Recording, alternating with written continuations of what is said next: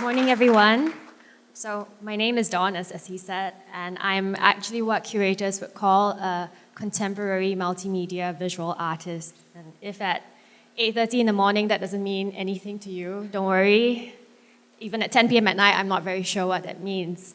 I'm actually really happy to be here today to talk about Backwards, and I'd like to thank Ren Yong for that. Why Backwards is interesting to me, I guess, has two reasons. One is the content and the theme of my work. A lot of my work, as I will take some of you through who are not familiar, has a lot to do with the ideas of nostalgia, with memory, with people, with places, and we're trying to capture these things. Secondly, I think as a creative person, Backwards is interesting when you talk about process and about your journey as evolving and becoming into your own. So I'll try and answer, or at least tell you guys a story based on these two facets and hope we can get somewhere good.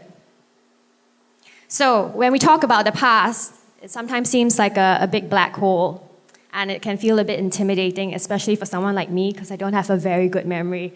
And what I had for breakfast yesterday is really, I can't remember. But when you think about the past as in a series of little dots, I think it becomes a lot easier to understand. I don't know if many of you, when you were young, when I was young, I filled up a lot of connect the dots drawings like that. And I actually thought that philosophically, this later in life had a lot of application to me, because as an artist, you don't really have a set plan and guide rails to tell you, oh, in 4 years you're going to become senior manager, and then you're going to be VP, and then blah, blah, blah. You actually have a very free flow life and choices that you have to make. And a lot of it, project to project, one project leads to another, and you don't know where you're going until you stand back and you look backwards. So there are three things coming together in this thing: life, work, and art. I can take you through it maybe a bit more geographically. I started, as he said, in Georgetown University studying studio art and journalism. And later on, I moved to New York, and I was there for 4 years. I did my first job in advertising at an amazing agency called BBH. I start my story here because I think doing studio art journalism and then later advertising really shaped the way I view my work and my interest in storytelling and in communicating ideas. Flash forward then a little bit to 2008. I had just moved back from New York to Singapore, and this is one of the bigger installations that I did at that point. This one is called I Fly Like Paper. And what it was more than 1,000 paper planes, the smallest one the size of my hand, and the largest one about my physical height, bursting forth from a perspective in an abandoned warehouse. What I was interested in at that point was to capture this feeling of nostalgia. I was always very obsessed about the idea of nostalgia, and I researched that actually in Europe it was used to be coined in the past as a real illness and sickness that people felt. It was a medical condition, this overwhelming longing to return to some place that you came from. And so what I wanted to create was this visual and also this immersive feeling that when you stood at a certain perspective, you would feel swallowed by the tsunami of emotion. And they had, the paper planes, of course, to me, had that relevance of travel and coming home. The second one, Wonderland, was more a fun one, where I was really bombing Singapore drains with color and with, I really pity people who had to pick them up probably later. It might cause the flooding in Orchard. But it was just fun, and I had a good time doing it, had it documented. Al Korea was very interested in it, about this idea of doing art installations and actually doing things that, what they call guerrilla art, just going into spaces and infiltrating it with color or objects. This, although was a small project in hand, it later led to Walter, which I guess a lot of you maybe are more familiar with. Walter is a ginormous rabbit that I inflated and put up in different parts of Singapore. Now he's actually outside the Singapore Art Museum because they acquired him into their permanent collection. So they've been running him for a few years now, but he's become a little bit more Hello Kitty-ized, especially for children, because they've kind of taken him out of context. But where Walter started was something quite personal and true to me. When I came back from New York, I think one of the things I was confronted with in Singapore was the rate of change and how things that I had when I was young just were not there anymore. It's a city that constantly evolves and constantly renews. Buildings come down and up in 6 years flat. We just go through this process almost as a memoryless city visually, and the landscape just keeps on evolving. So what Walter was kind of an exercise into inserting something so surreal and so strange into a landscape that is so everyday and ordinary that you wouldn't take a second look at it if I hadn't made it magical and strange and weird. And so Walter was shot in 38 different locations in Singapore, and all of them were truly places that I felt were very overlooked. At that point, we were a city where the Marina Bay Sands had just come up. We had the Singapore Flyer. We were a city about glass, slate, and steel, and the brand new. And if you look at an STB brochure or an advertisement, none of it showed 80% of our landscape, which was the HB flats, the kopitiams, the things the real true tapestry and fabric of Singapore that made us us. And that was what I wanted to get people's attention to.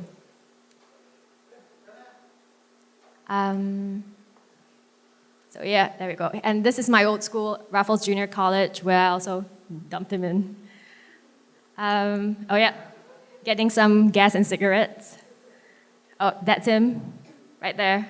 So it was really fun. I had a lot of fun doing a lot of location scouting, finding spaces in Singapore that some were very unique to me growing up, that was part of, say, my neighborhood or childhood, and others that really I felt was quite overlooked.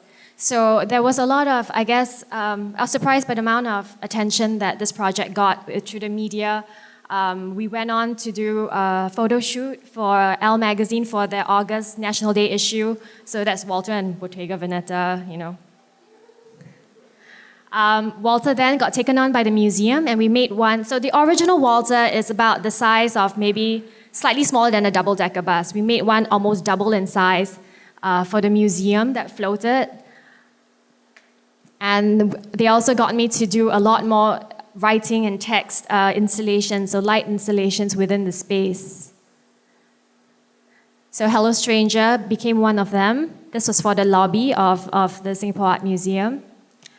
The second year, I had moved then to Paris. So I spent 2 years in Singapore, and then I went over to Paris to start up a design agency and kind of an art collective, my partner at that point. As the art collective called Hello Sunshine, we did a playground for the museum called... oh,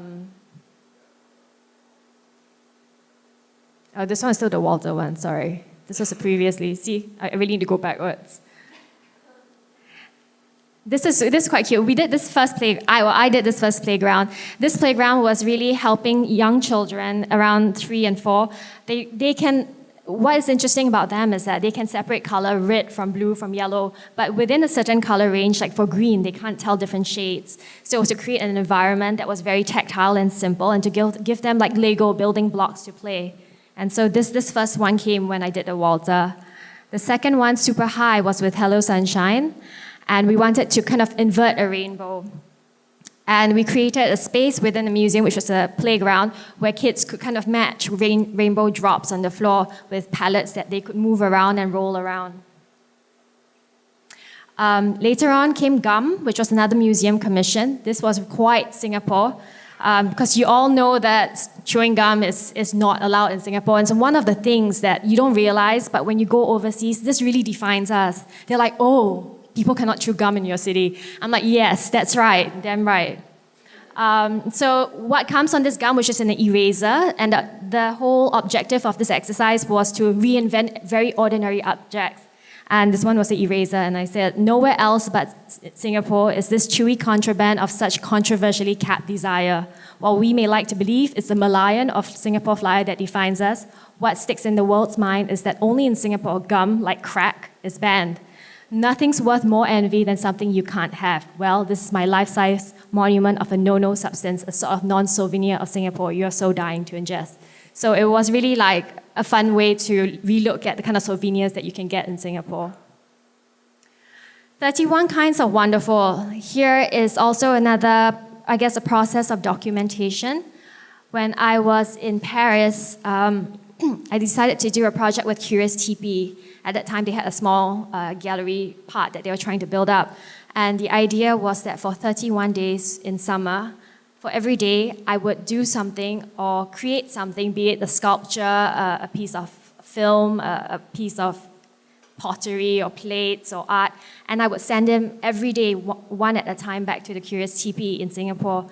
And the idea was this process of documentary and of capturing each day, not by things that you saw, you did, but by the things that you made.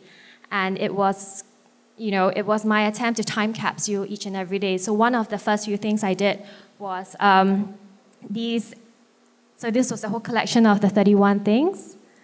And one of the first things that I did were these anger management plates, which were actually plates I found in the flea market that were Chinese prints. And what I did was to monogram them over with things people always tell me that are very useless when I'm angry. It makes me just want to smash the plate. And so these plates I actually bought to be smashed.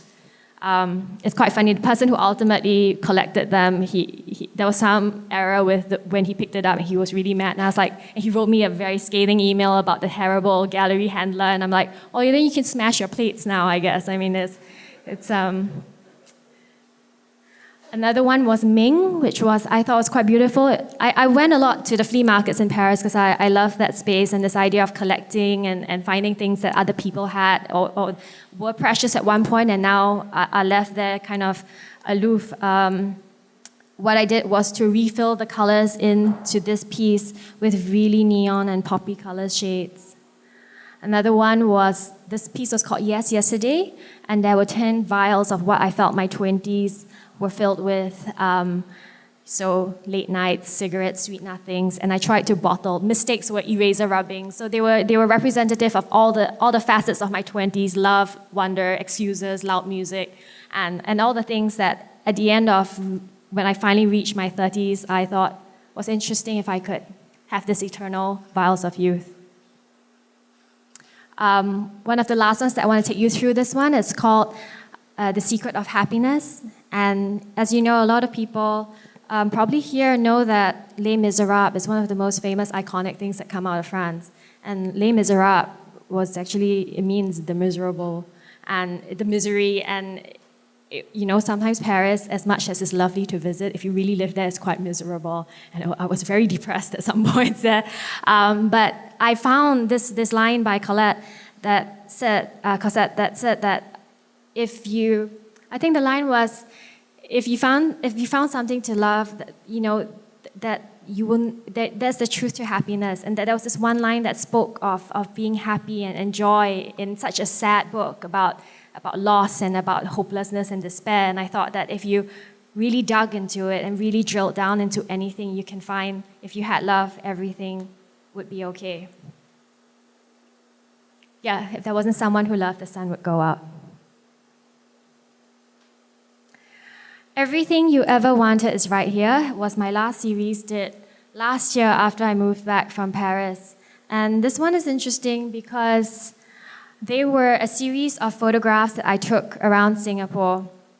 I did 4 months of kind of a documentary stage where I interviewed a lot of locals when I came back and asked them, everyone from kids to CEOs, what do you think were the core issues with Singapore? Singapore actually feels a lot today, and when I came back, a tale of two cities. There were tensions and fissures in society that were very interesting, compelling to me. There was the rich versus poor, foreign versus local. There were just so many layers and fractures in the system that everyone seemed to have a lot to say, but then if you put them up to a microphone, they would have nothing to say, classic Singapore style.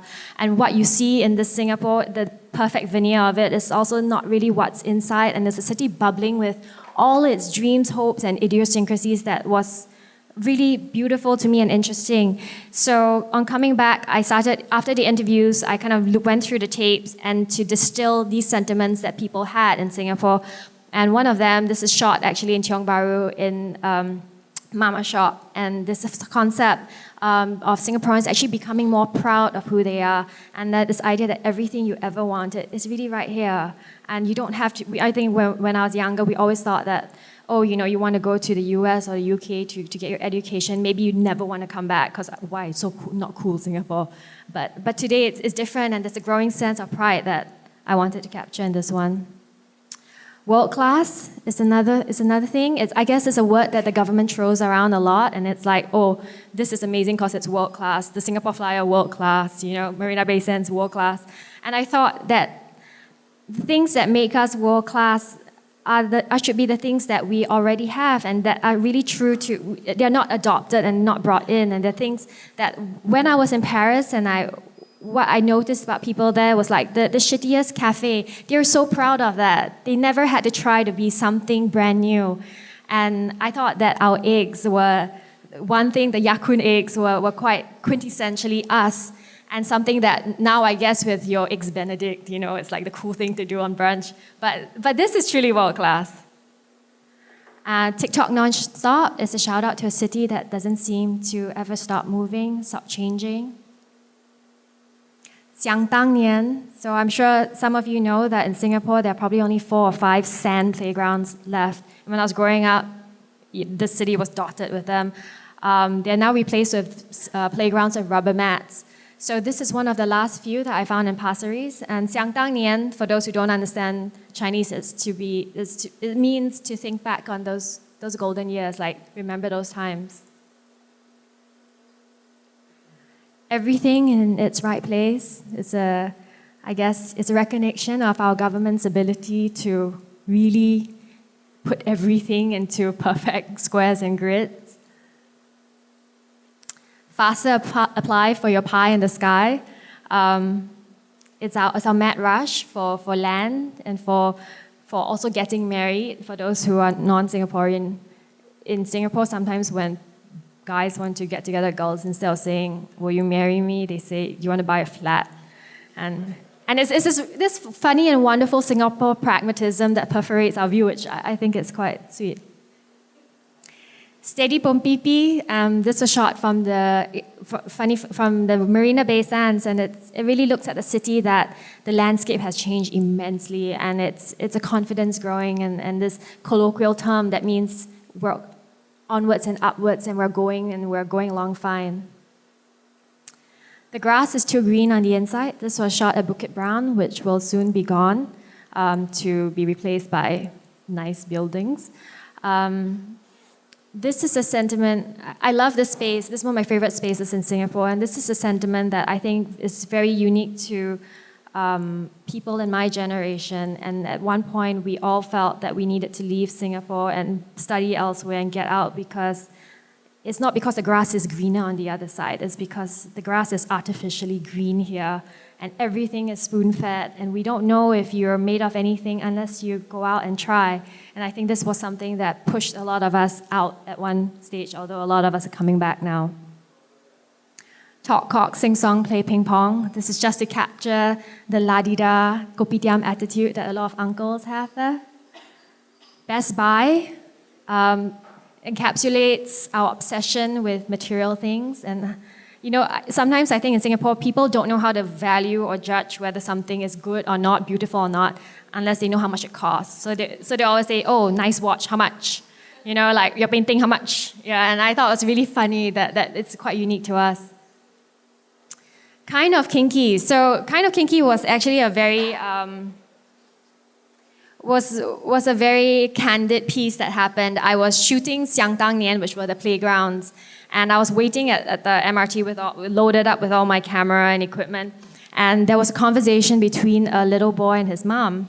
And the little boy pointed up to these surveillance cameras, which are in every MRT station, if you ever noticed, looked up. And he said, what is that? He said in Chinese. And she said, I'll say in Chinese and then explain in English. She said, 你不知道啊，政府是色狼来的. And what it means is like, don't you know, your government's a bunch of perverts. And I thought it was so cute because she said it, she couldn't be bothered to explain, and he was just like, oh. You know, and I thought it's a really funny way to look at why there were surveillance cameras. It's like, true, it's like, that's a funny way to look at Big Brothers watching. It could be quite seductive. Que Sera Sera, I guess is one of the more wistful pieces, and this is taken at the Zaha Hadid project along Farrer Road. It's probably almost finished by now, and it really is talking to a city that whatever will be, and it's got the sentiment of we don't really know where we're going, but we just have to move on ahead. Oh, I believe in happy endings. This is a recognition of our KTV culture that no one talks about, but all you boys know. Yeah.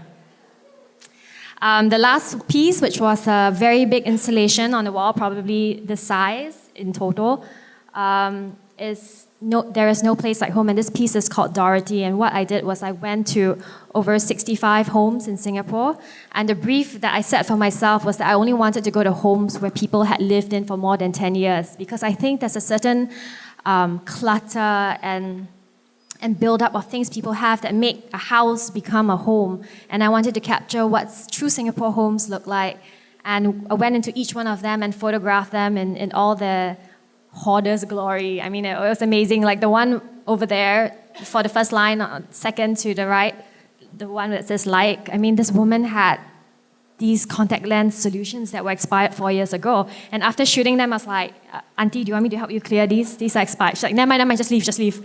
And it's just cute. I think there's so many things when you go into a stranger's home, there's an amount of intimacy, there's an amount of trust that happens between you and that person, and it's really interesting to me. And so that's the end so far. Actually, on Monday, I leave for Art Basel Hong Kong to do a complete new installation and show there, and very excited about it.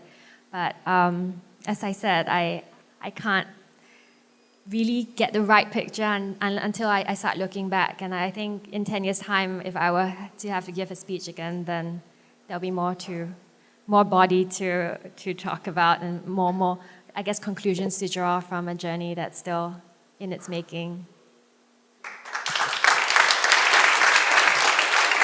Thank you, Dawn, for the insightful talk. If anyone has any questions, just feel free to raise your hands and ask. Give me a... It's okay, I'll try to parse. How did you make the switch from advertising to art? That's a big commitment. I think during the time that I was in advertising, one of the things that pushed me towards art was I used to do a lot of, at that time, drawing and scribblings onto the New Yorker magazine. And I draw over all the words, and then I throw it in the bin after the meeting. And there was a creative director called Cash Ree who saw them, he picked them up, and he said, well, why are you wasting your time here? You clearly should be clearly should either be a creative or go into something more with this. And although I didn't take that advice immediately, when I think back now, and then I started doing a lot of smaller projects on the side, and I guess over time when your projects start building up, and then there comes a point where you need to decide which one is more important to you. And the idea of telling not just stories about brands or products, but telling stories about stories that I believe in and stories that I want to tell became much more compelling and interesting to me. Okay, do we have another question?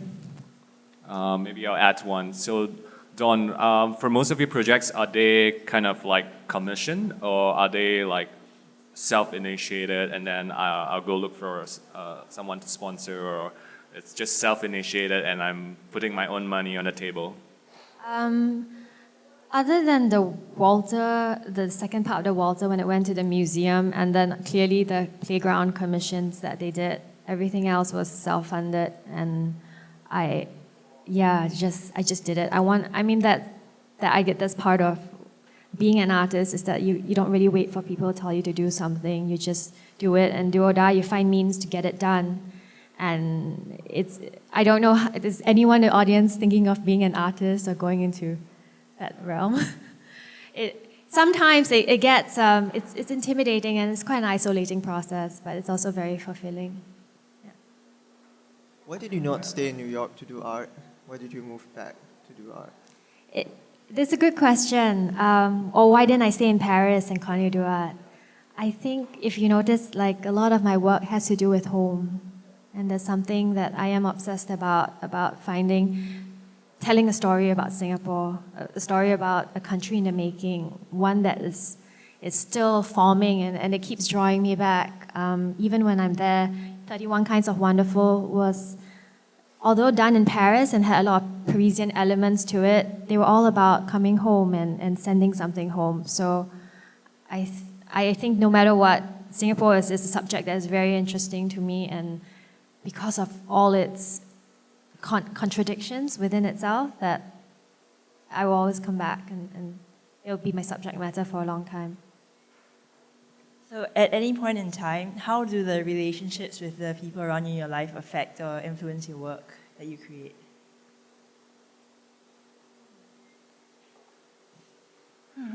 Oh, you stumbled her.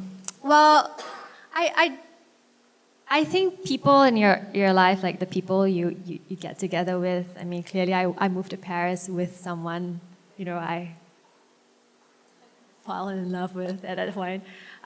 They guide where your life goes and the choices you make. But then there are also other people that, like my own father, who is always telling me, cannot. And the more cannot, I'm like, can. And I think the day that I quit Ogilvy and then I was to concentrate on the Walter project and just bring it out to life, he told my mom, like, that's right, that will really teach her. Like, fine, go put the rabbit around Singapore, see you later. And then when the museum bought it, he was like, he wished that would be my biggest lesson. Like, finally, I'll get it and I'll just go back into advertising and sit at my desk. And then it took off in a different way. So it's funny that the push-pull factors that different people have in your life, yeah. But he's supportive now. Or maybe not supportive, he's just yum, yeah.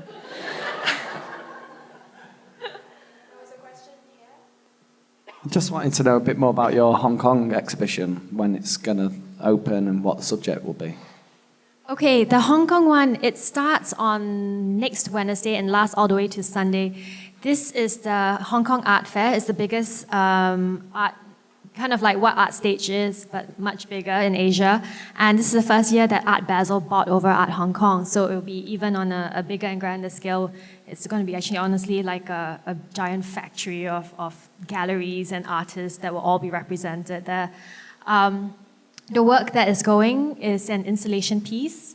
It's called 16, and it is a collection of 16 chests, the smallest one being the size of a musical box, this is Telling Bren Yong, and the largest one is quite a large antique Louis Vuitton trunk. And how they work is they work like Russian dolls, where the smallest one fits into the other until you reach the last one. Now, these chests are made from Japanese oak interiors, but the outside, they are lacquered to a perfect gloss finish. So they come in all these macaroon shades, and they're very poppy and colorful. Each one is a bold color. What is more interesting is probably the brass tags that I put inside and outside on each box. So the first box says, if you open this box, it will change your life forever.